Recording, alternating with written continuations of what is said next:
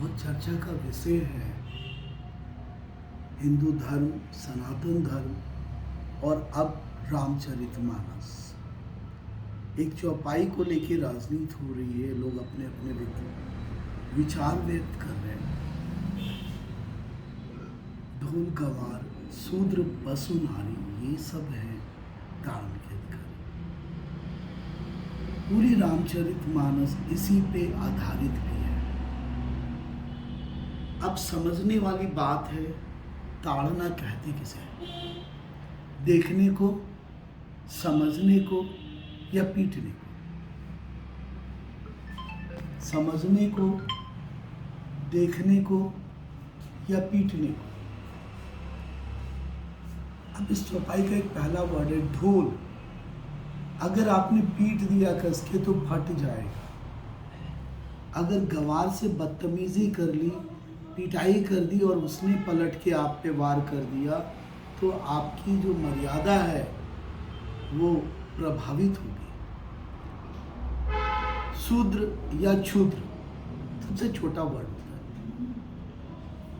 पशु और नारी इनके साथ भी है। आप अगर इनको बिना समझे इनके साथ कुछ करेंगे तो आपका नुकसान होता है। इनको समझना है और जब आप इनको समझेंगे तो आप इनका सही उपयोग और इनसे फायदे उठा सकते हैं। रामचरितमानस में अगर राइटर स्वामी तुलसीदास जी के अंदर कोई भी रत्ती भर भी संदेह होता तो वो सबरी के जूठे बैर वाला प्रसंग नहीं डालते। राम भगवान थे, क्षत्रिय थे, राजा थे, राजपुत्र थे। उन्होंने उस आदिवासी महिला के जूठे बैर खाए। कितना बड़ा सम्मान नारी को भी और छोटी जाति को। कौन छोटी जाति? जाति कोई छोटी नहीं थी। केवट के गले लगे। अब गंवार था, वो पढ़ा लिखा नहीं था। अब बात आती है गंवार, शूद्र और पशु।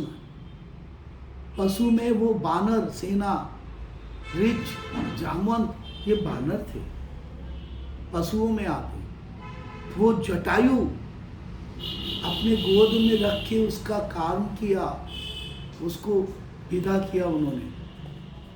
और हनुमान तो उनके प्रिय भक्तों में हुए। तो संदेह ये है कि हम अगर इनको समझते हैं,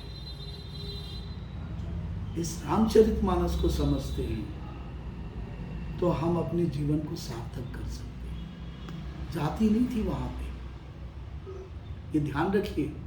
शूद्र में छोटा होता है, जो सबसे लघु होता है, और वो किसी भी जाति वर्ण व्यवस्था किसी में भी आ सकता है। जिसकी मानसिक स्तर छोटी हो, जो उम्र में छोटा हो, शूद्र में छोटा। आप चलिए मॉडर्न टाइम के हिसाब से बात कर लें।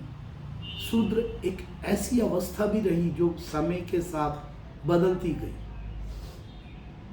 उस समय हथियारों से युद्ध होते थे और वो जो मारकाट होती थी, लाशें सड़ती थी, उनको आज की तरह कोरोना वॉरियर जो होते थे वो उनको दूर करते थे। समाज को रक्षा करने के लिए, कीटाणु और विषाणुओं से बचाने के लिए, समझने के लिए मॉडर्न परिप्रेक्ष्य में आ जाइए।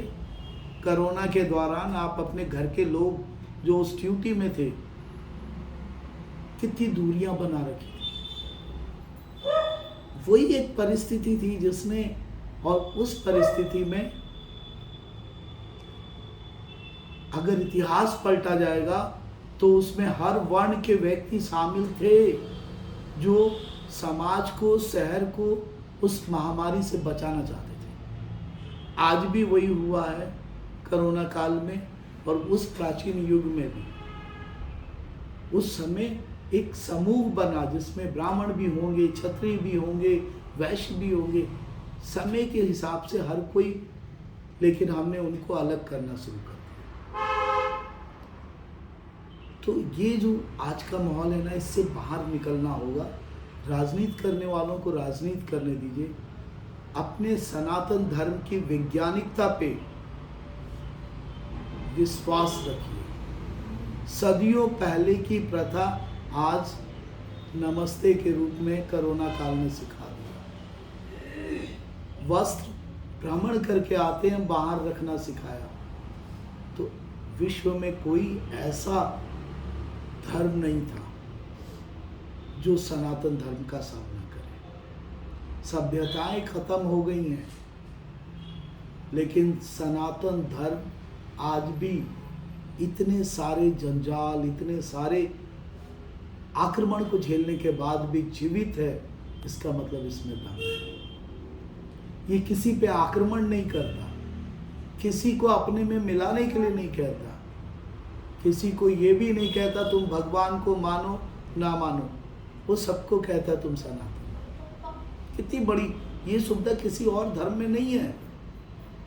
अगर आप 5 बार पूजा नहीं करते, नमाज नहीं पढ़ते, मंदिर नहीं जाते, वो कहते कोई बात नहीं, तुम भगवान को मानो या ना मानो, आस्तिक हो या नास्तिक हो तो तुम सनातन। दुनिया के लिए एक भगवान है और सनातन में कण कण में भगवान है। इतना अच्छी विवेचना, हर पशु पक्षी में भगवान है। इसलिए हिंदुस्तान में पेड़ पौधों की भी पूजा हुई है, प्रकृति की पूजा हुई है।